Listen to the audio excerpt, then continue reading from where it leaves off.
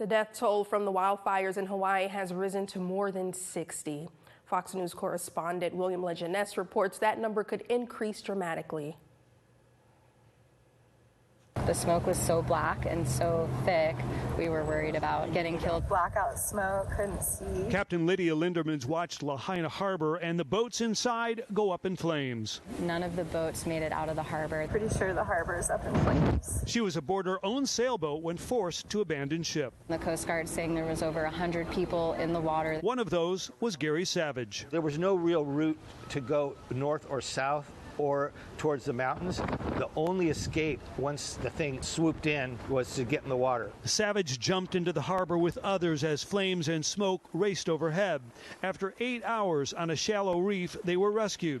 Others were not. People are found in houses in a huddle, holding each other because the fire surrounded their homes before they could even get out. Nobody had warning. Questions are being raised why officials did not use the tsunami siren to warn residents when high winds began toppling power poles. There were no alerts.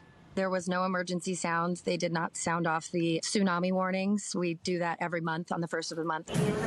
Thursday, officials moved 15,000 tourists off the island to make room for displaced residents.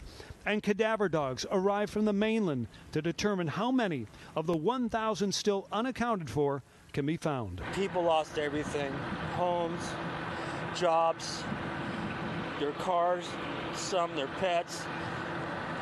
There's still people missing. And because so many volunteered to help, there actually created a shortage on things like Pampers and toiletries and bottled water in some of the stores. So the governor imposed a price freeze on all goods and services on Maui until the end of the month. In Maui, William Lejeunesse, Fox News.